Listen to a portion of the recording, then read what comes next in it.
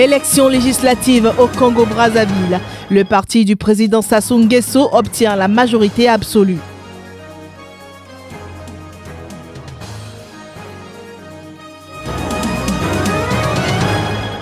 Élection législative au Kenya également. À quelques jours du scrutin, les candidats font tout pour convaincre les électeurs.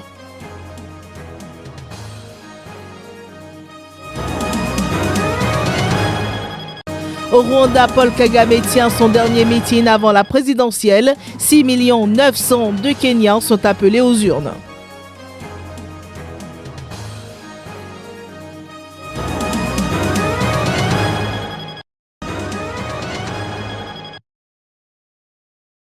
Déjà vainqueur du premier tour le 16 juillet dernier avec 112 élus, le PCT, le parti au pouvoir, en a obtenu 18 autres au second tour des élections législatives du 30 juillet dernier. Et ce, selon les résultats officiels communiqués ce mercredi à la télévision publique par le ministre de l'Intérieur, Raymond Zéphirem Mboulou, qui n'a fourni aucun chiffre sur le taux de participation. Mais le Parti congolais du travail PCT, qui comptait 92 députés sur 139 dans l'Assemblée nationale sortante, qui a siégé de 2012 à 2017, a au moins 3 autres députés qui n'ont pas pu remettre leur mandat en jeu dans le pool où le vote a été reporté sine die dans 9 des 14 circonscriptions. Selon la loi, leur mandat devra être automatiquement reconduit. Arrivé au deuxième rang lors de l'élection présidentielle de 2016, l'Union des démocrates et humanistes de Guy Brice Parfait Kolela et l'Union panafricaine pour la démocratie sociale, la première formation d'opposition, ont obtenu chacune 8 députés. Notons que le 31 août prochain, le Congo va procéder à des élections sénatoriales. Elles seront destinées à renouveler la Chambre haute du Parlement, qui compte 72 membres, dont 68 viennent actuellement du PCT et de ses alliés.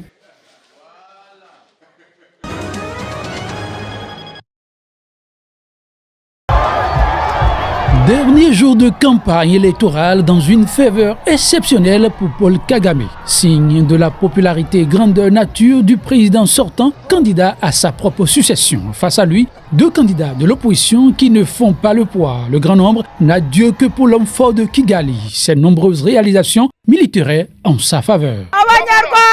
Nous sommes venus supporter notre président Paul Kagame parce qu'il a construit des écoles. Il a donné la mutuelle de santé, les routes, l'électricité, alors on est vraiment derrière lui.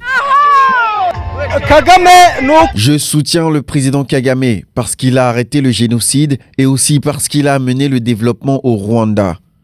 Pour ses militants et sympathisants, il n'y a pas encore son pareil. C'est le visionnaire né, élu président en 2003, puis réélu 7 ans plus tard avec respectivement 95% et 93% des voix. Paul Kagame est donné d'office gagnant pour le scrutin du 4 août. Son ultime appel est à la mobilisation générale.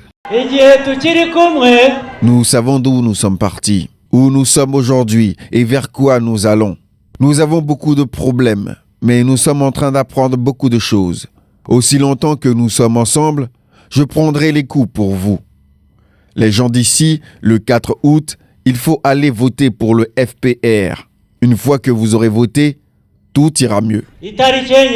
L'intéressé ne doute d'ailleurs pas de sa victoire, répétant à qui veut l'entendre que l'élection s'est déjà jouée en 2015 avec le plébiscite par référendum d'une modification de la Constitution lui permettant de briguer un nouveau mandat de 7 ans et potentiellement diriger le pays jusqu'en 2034.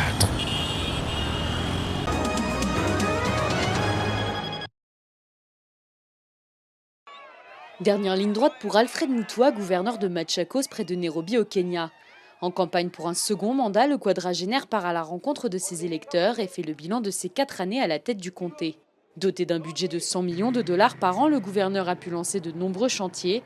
La construction de nouvelles routes, un jardin public, la rénovation du stade, mais aussi des puits et des réservoirs d'eau. L'eau est vitale pour les habitants de Ukambani parce que nous sommes dans une région assez sèche. Et le problème n'est pas le manque d'eau, mais plutôt le manque d'infrastructures pour récolter l'eau et la distribuer. J'ai donc acheté 8 foreuses et j'ai fait creuser des puits, plus de 300, et j'en ai fait rénover 100 autres. Depuis 2013, le pouvoir au Kenya est décentralisé. Le gouvernement doit verser au minimum 15% du revenu national aux 47 différents comtés. Le changement radical, c'est que désormais les décisions sont prises à Machakos et non pas par quelqu'un à Nairobi qui ne sait même pas où on se trouve. Les régions se transforment et le paysage politique vit lui aussi une révolution. La décentralisation a en partie déminé l'enjeu de la présidentielle du 8 août au Kenya. Le perdant peut quand même remporter un nombre significatif de comtés.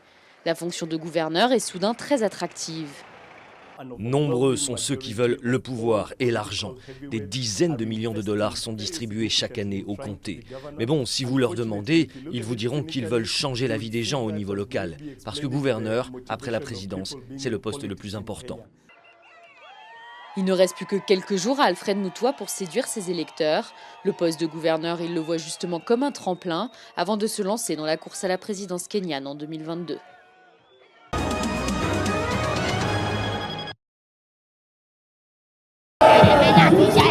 Ils ont été des dizaines de milliers de personnes, les Guinéens, sous la conduite des responsables de l'opposition à battre le macadam pour exiger du président Alpha Condé le respect d'accords politiques prévoyant notamment la tenue d'élections locales sans cesse repoussées. Par le sang, nos cieux, nous sommes fin prêts à arrêter cette machine dictatoriale de Alpha Condé.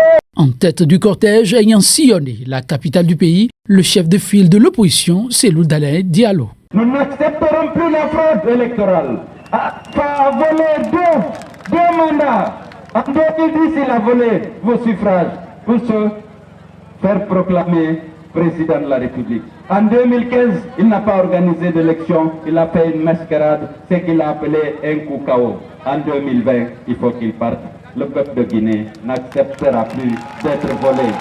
Des élections locales, les premières depuis 2005, auraient dû se tenir en février en vertu de l'accord conclu en octobre dans le cadre du dialogue politique national entre le pouvoir, l'opposition, la société civile et les partenaires internationaux de la Guinée. Mais aucune date, à ce jour, n'a encore été fixée pour ce scrutin.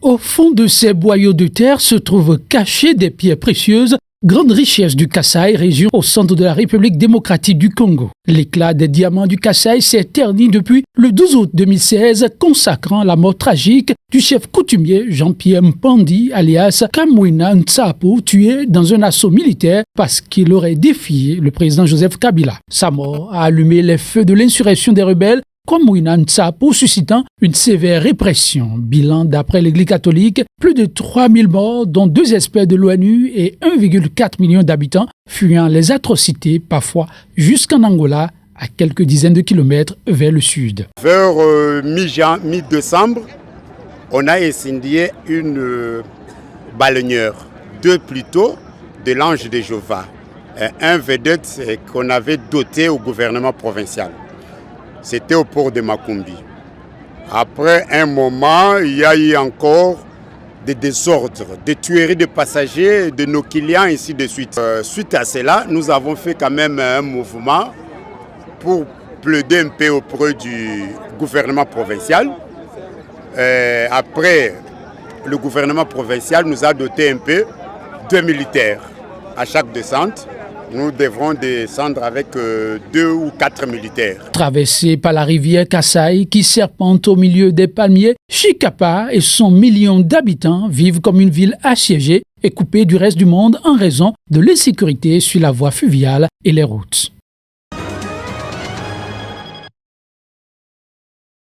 À l'issue du Conseil des ministres, le porte-parole du gouvernement ivoirien, Bruno Koné, a indiqué que les médailles d'or ivoiriens, dont Marie-Josée Talou et ses équipières, sur le relais 4 x 100 mètres, obtiendront une récompense de 5 millions de francs CFA. En effet, la Côte d'Ivoire a été classée 6e des Jeux de la francophonie avec 19 médailles, dont 6 en or, 8 en argent et 5 en bronze. Ainsi donc, les médailles d'argent seront gratifiées de 3 millions de francs CFA et les médailles de bronze 2 millions de francs CFA. La plus grosse somme reviendra au sprinter Arthur Sissengue, second aux 100 mètres et aux 200 mètres, et membre du relais 4 x 100 mètres qui a décroché l'or. Selon le porte-parole du gouvernement ivoirien Bruno Koné, les médailles seront également décorées de l'Ordre du Mérite. Ces Jeux de la francophonie, qui ont lieu tous les 4 ans, ont réuni du 20 au 30 juillet dernier près de 4000 athlètes et artistes francophones à Abidjan, la capitale économique. Ces Jeux combinent des épreuves sportives et des concours culturels ouverts aux 18 et 35 ans. Ils visent à promouvoir les talents de la jeunesse francophone.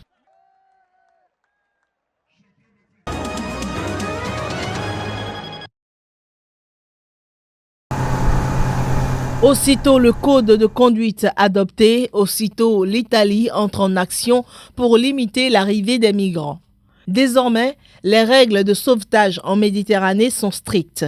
Dans le cadre d'une enquête démarrée en octobre 2016, le procureur de Trapani, en Sicile, a ordonné la saisie préventive du Luventa.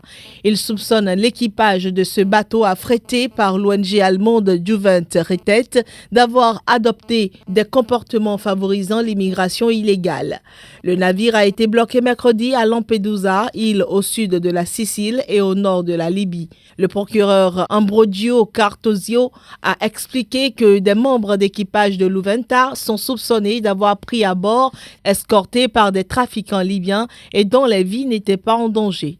Par ailleurs, 272 personnes, dont 245 Érythréens, ont été secourues par le navire Acarius de l'ONG SOS Méditerranée à une vingtaine de milles nautiques des côtes libyennes mercredi. La situation est assez tranquille. Nous avons trouvé un grand bateau de pêche qui devrait avoir à son bord entre 250 et 300 personnes. Nous savons qu'il y a eu au moins 4 femmes enceintes et une qui a du mal à marcher. Nous avons trouvé un bateau en bois avec des centaines de personnes à bord et l'une des premières personnes à être évacuée était un jeune homme âgé de 19 ans avec une blessure par balle dans l'abdomen. Il a subi des coups de feu. Pour l'instant, il est stable, mais nous devrons avoir une évacuation médicale parce que c'est une situation qui peut devenir très grave rapidement. L'Italie dit n'avoir aucune intention de faire un blocus naval, mais veut lutter contre les trafiquants d'êtres humains. L'organisation de défense des droits de l'homme Human Rights Watch estime néanmoins que le refoulement de migrants vers un pays où ils risquent d'être maltraités, comme c'est le cas en Libye, constitue une violation des droits humains.